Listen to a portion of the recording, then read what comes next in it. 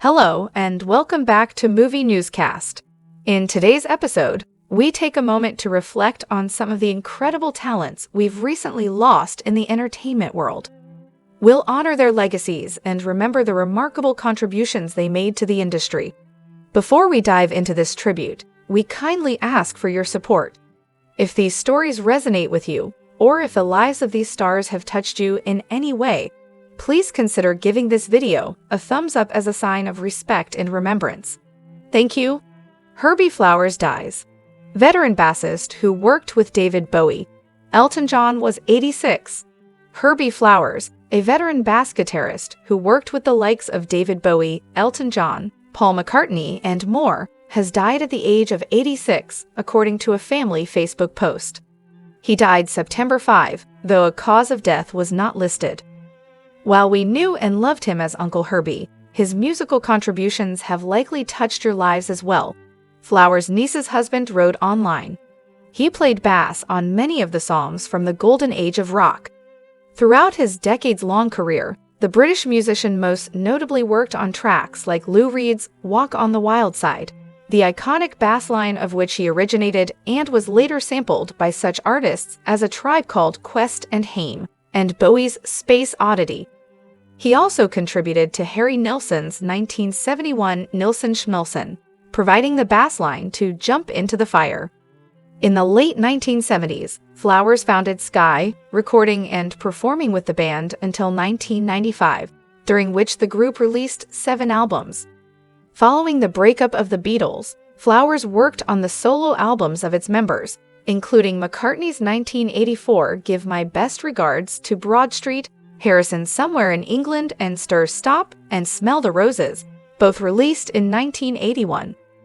Other notable contributions include his work on John's Mad Men, Across the Water in 1971, as well as Bowie's Diamond Dogs, 1974, which featured hit Rebel Rebel. His work with Bowie and associates over the years is too long to list here. Bowie's estate wrote on Facebook in a tribute. Aside from his incredible musicianship over many decades, he was a beautiful soul and a very funny man. He will be sorely missed. Mark James, writer of Suspicious Minds and other songs, is dead at 83. His songs became hits for Elvis Presley, Willie Nelson, Brenda Lee, and many other artists. They were also heard on movie soundtracks. Mark James, a genre-defying, Grammy Award-winning songwriter whose hits included Suspicious Minds, Hooked on a Feeling, and Always on My Mind, died on Saturday at his home in Nashville. He was 83.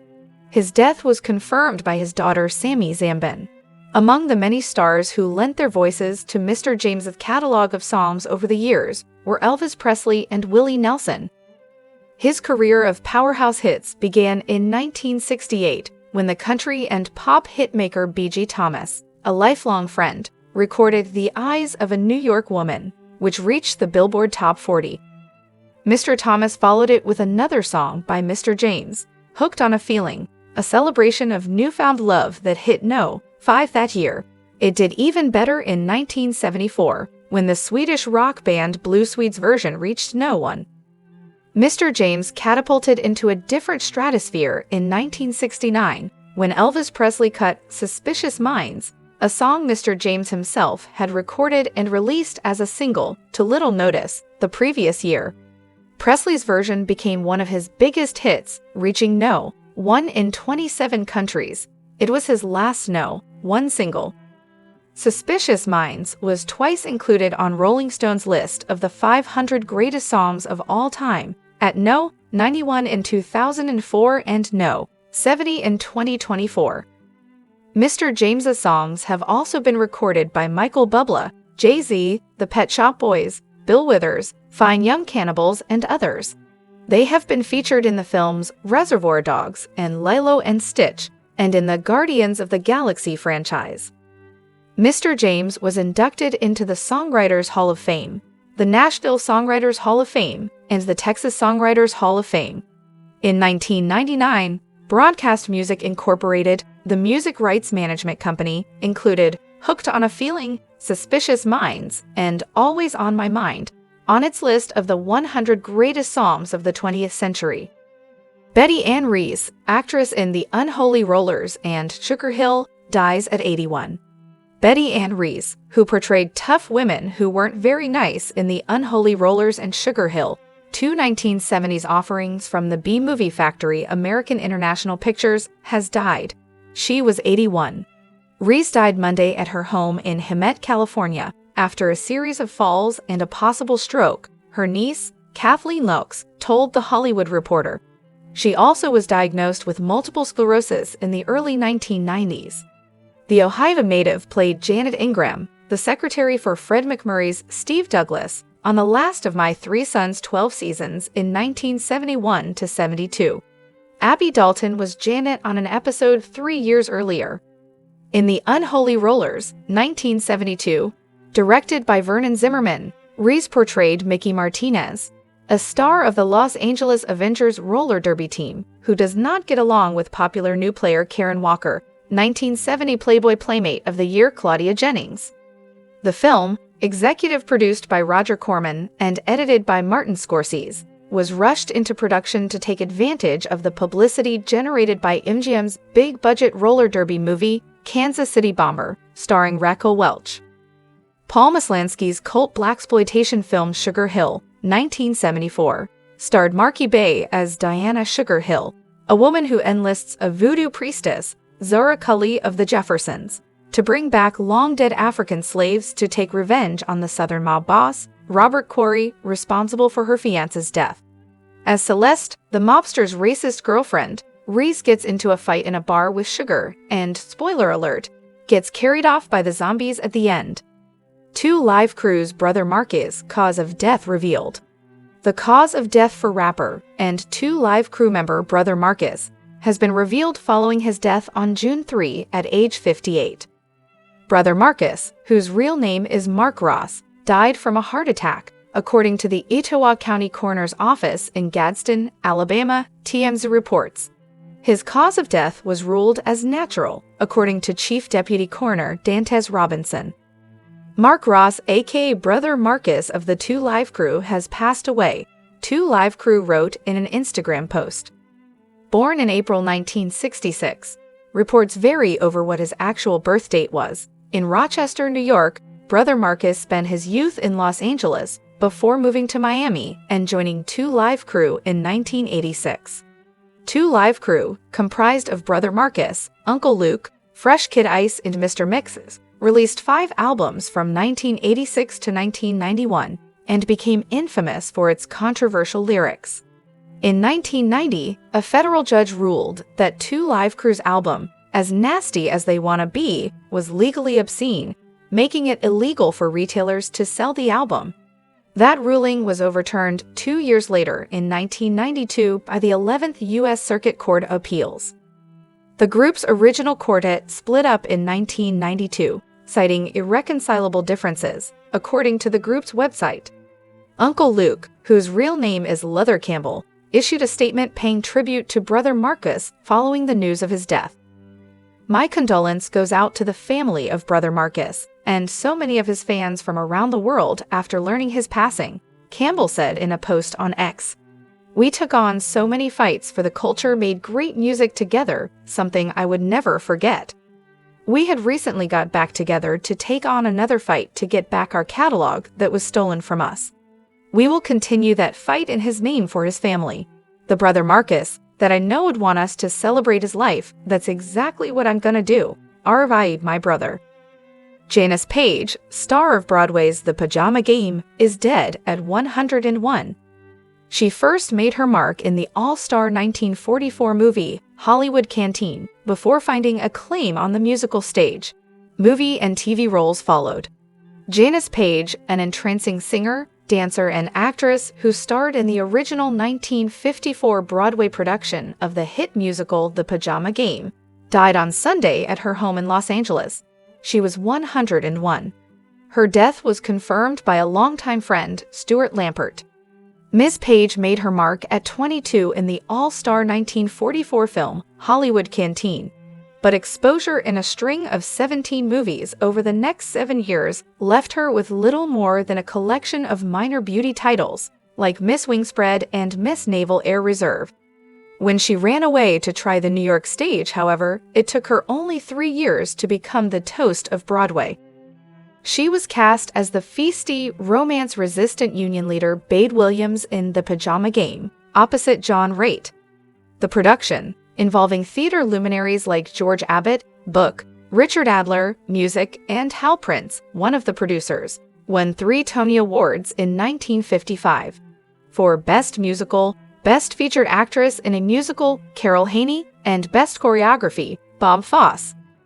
When the show was adapted for a movie, the producers at Warner Bros. Decided that at least one big Hollywood name was needed. So while most of the New York cast, including Mr. Raitt, made the transition to film, Miss Page was replaced by Doris Day. Her last feature film was The Caretakers, 1963, a hospital drama starring Joan Crawford. But she made frequent guest appearances on television series through the 1980s and had recurring roles on the daytime dramas General Hospital and Santa Barbara. She played a diner waitress who flirts with Archie Bunker, Carol O'Connor, in a 2-part episode of All in the Family in 1976. Her final screen appearance was in a 2001 episode of the CBS series Family Law. Miss Page was married 3 times and divorced twice. Her first husband, 1947 to 51, was Frank Martinelli Jr., a restaurateur. Her second, 1956 to 57, was Arthur Stander, the producer of It's Always January in 1962. She married the lyricist Ray Gilbert. He died in 1976. No immediate family members survive. If reviews frequently mentioned her curvaceous figure as often as her talent, Miss Page faced the same attitudes off-camera. Eric Anderson, working actor and writer known for Felicity and More, dead at 67.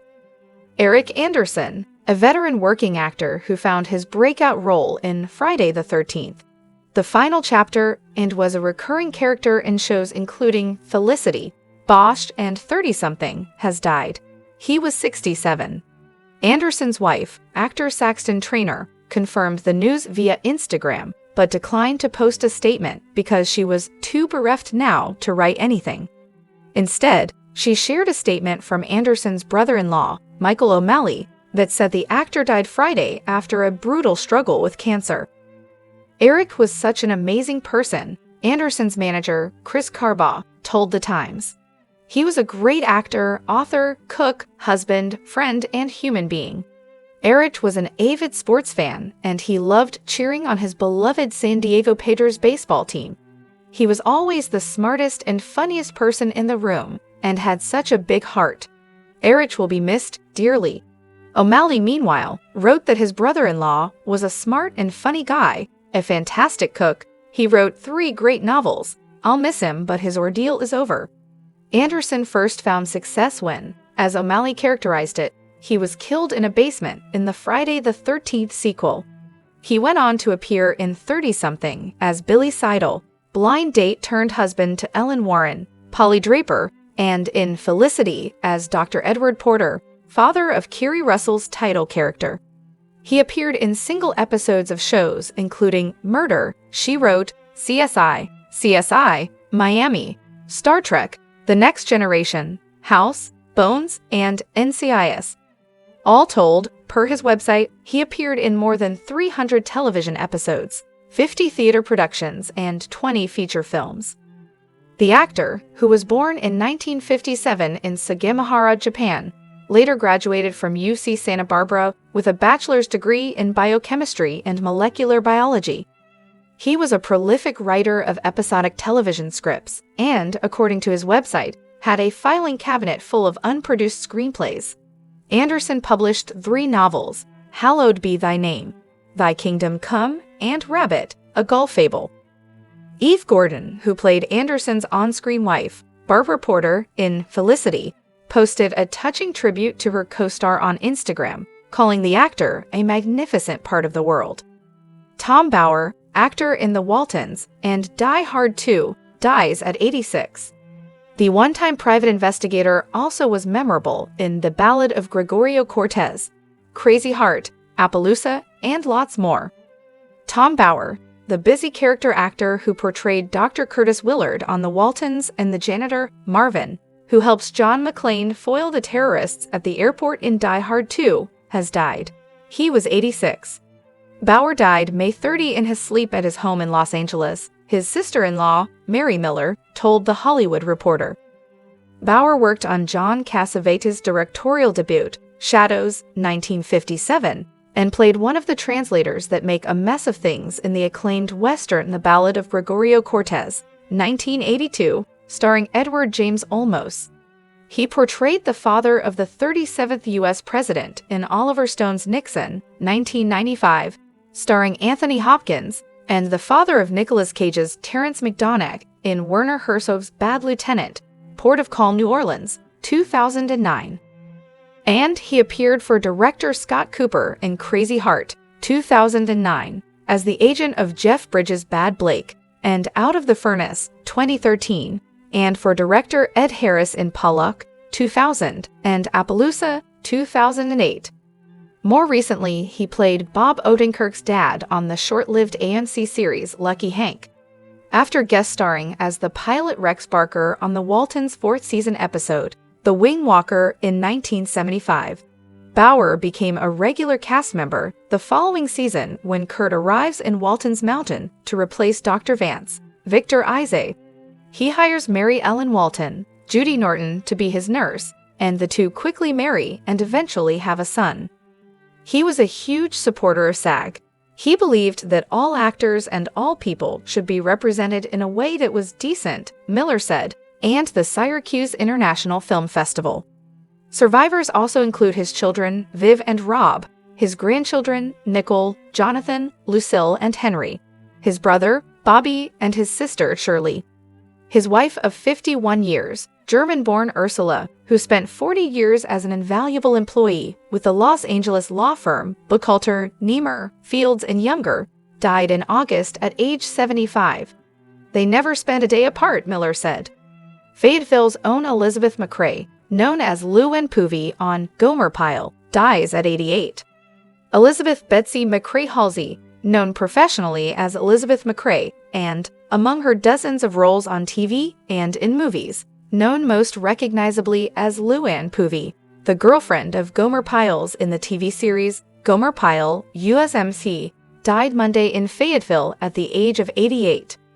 McCrae, born February 22, 1936, in Columbia, South Carolina, to James and Dorothy McCrae, spent her formative years on Brook Street in Fayetteville's Haymount neighborhood. As a child, she said, she and her siblings would explore the storm drains beneath the city. We would go to the park, head down the hole, then just pop up all over town, she told the Fayetteville Observer in a 2006 profile. It was a thrilling adventure. Elizabeth McCrae poses for a portrait in Fayetteville in 2006. More on Elizabeth McCrae. Bill Kirby Jr. Lou Ann Poovey has my vote as Fayetteville's most famous resident. After receiving her primary education in Fayetteville, McCrae headed to Washington, D.C. to attend a college preparatory school before ultimately ending up in Hollywood, where she appeared in 9 films and nearly 24 television shows and soap operas in the 1960s, 70s, and 80s. In 2001, McCrae returned to live in Fayetteville with her husband, Charles Day Halsey. It would be just 59 days after the March 29 death of her husband of 55 years that she would join him. She is survived by her stepchildren, Terry Halsey, Peter Halsey, Hugh Halsey, Kate Halsey, and Alex Halsey Topper.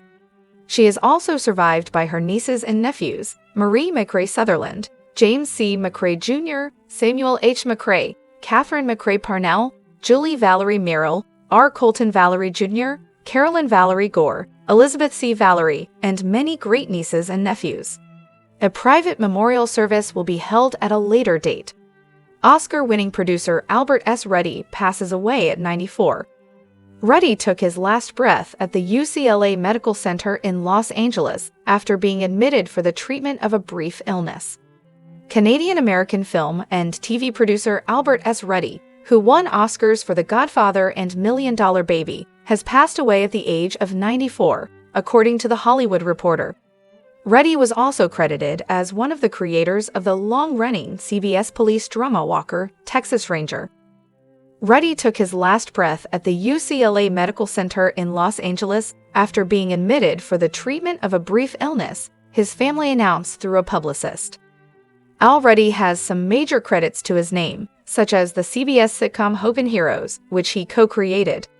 The producer is also known for the long-running CBS drama Walker, Texas Ranger, The Longest Yard.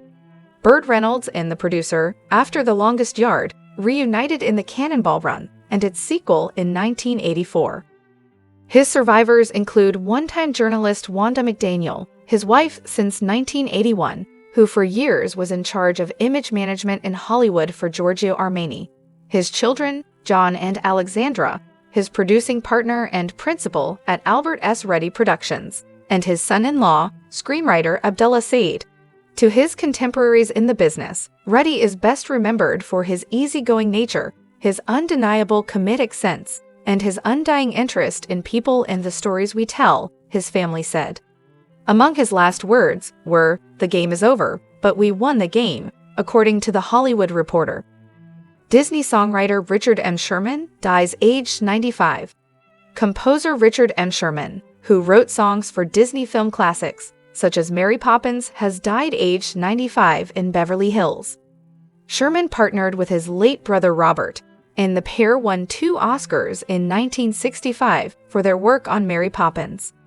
Some of the brothers' best-known compositions include The Jungle Book's Trust in Me and Chitty Chitty Bang Bang's Truly Scrumptious. His death was announced in a statement by Disney, which said Sherman passed away due to age-related illness at Cedars-Sinai Medical Center in Los Angeles. The Sherman brothers were inducted into the Songwriters Hall of Fame in 2005 and received the U.S. National Medal of the Arts in 2008. The Aristocats, Bedknobs and Broomsticks, and the Winnie the Pooh shorts were among other Disney productions to feature their words in music. The brothers were portrayed in the 2013 film Saving Mr. Banks, which told the story behind the making of Mary Poppins. Released 1 year after his brother's death, in March 2012, the film saw actors Jason Schwartzman and B.J. Novak play the 2 brothers as they composed and co-wrote the film's hit songs.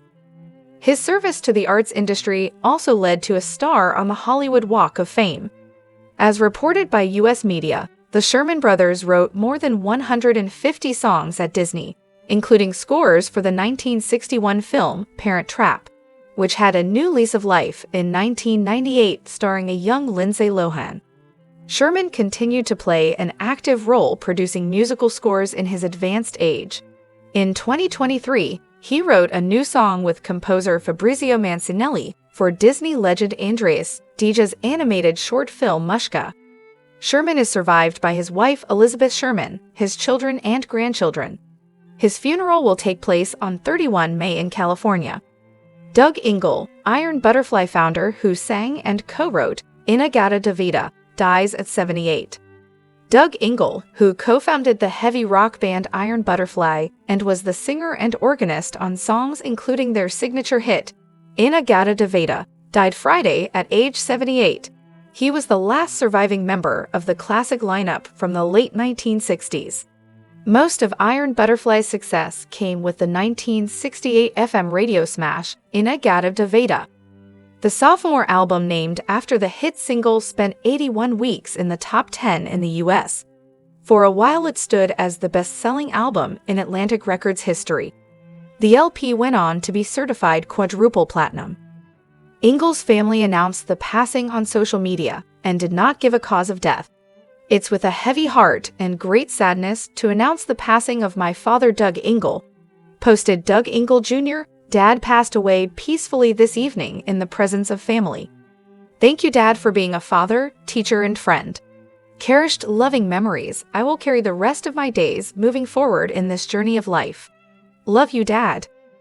Ingle was the last surviving member of the original lineup, which was formed in San Diego in 1966, and also the only survivor of the so-called classic edition of the group that recorded In-A-Gadda-Da-Vida 2 years later, at which point the band had undergone a total turnover except for him.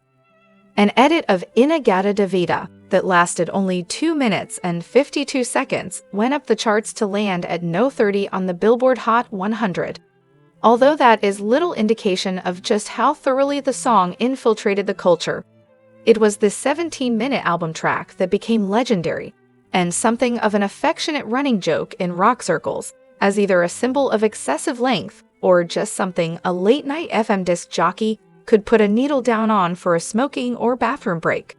But Engel did take part in a short reunion in the late 70s, 2 more in the 1980s, and finally, a longer stint in the late 1990s, which ended when Engel retired from performing altogether in 1999.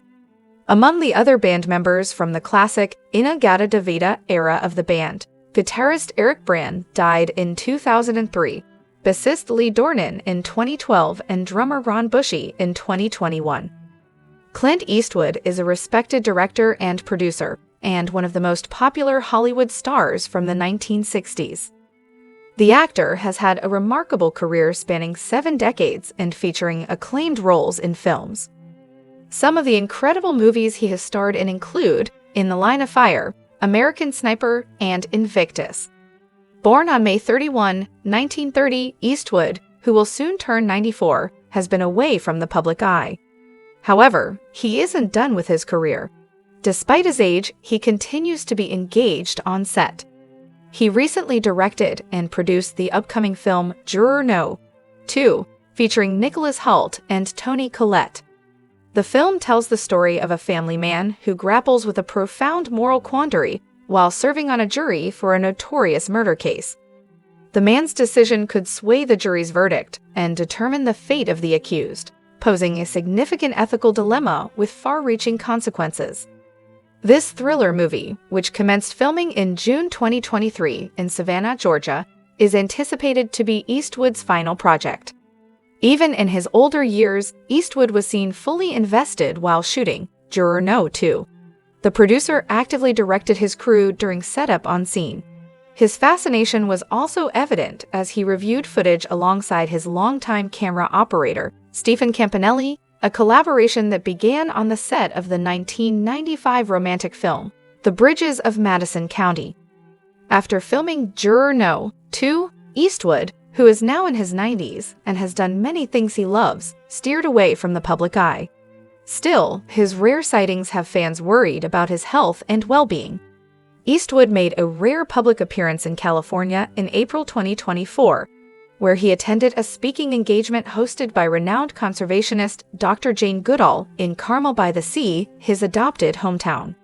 This event took place at the local Sunset Cultural Center. Dressed in his signature attire of a blue checkered flannel shirt, gray slacks, and sneakers, the esteemed film icon appeared visibly aged yet retained his characteristic high spirits. Eastwood was seated prominently in the front row, and fans noted his somewhat disheveled appearance. As fans expressed their concern over Eastwood's appearance, a sense of melancholy pervaded their sentiments. One remarked, "It makes me sad to see him like that. He was so handsome, and he was a favorite of mine." Another echoed the sentiment, questioning, "Why do I feel sad seeing this?" A third fan, acknowledging Eastwood's stature, described him as extremely frail, lamenting, "Sad to see the condition of this great man and absolutely fabulous actor." As fans continued to express their apprehension about Eastwood's appearance, their concerns deepened. One bemoaned, "Depressing to see what age does to once beautiful, vibrant, strong people." Shocked by Eastwood's appearance too, another exclaimed, "Is he okay, He needs grooming help." A consensus emerged as another fan commented, "Yes, I think he should have shaved and got a haircut. Looks ghastly." Adding to the chorus of worry, a concerned observer asked, "Why is no one sorting his wardrobe out and making sure he has a haircut and shave?" Reflecting on Eastwood's unkempt look, a fan suggested, "He would look a lot better with a shave and haircut. Looks ghastly." Frustration mounted, with one expressing, "Can someone tell me why Clint Eastwood looks like a homeless person?"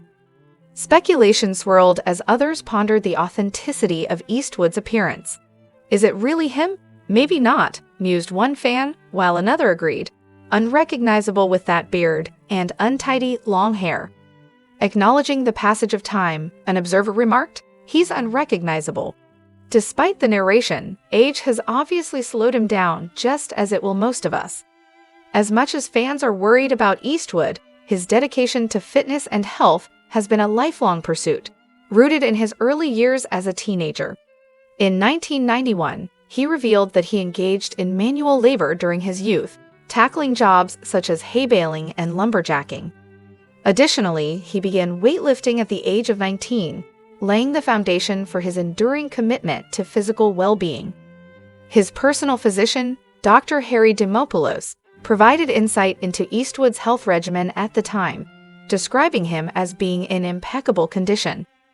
Today, we honor the lives and legacies of those who have left us.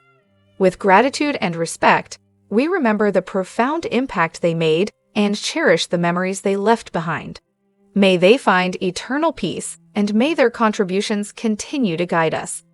We remember Herbie Flowers, Mark James, Betty Ann Rees, Brother Marcus, Janice Page, Eric Anderson, Tom Bauer, Elizabeth McCrae, Albert S. Ruddy, Richard M. Sherman, and Dove Ingle. May they rest in peace, and may God bring comfort to their families.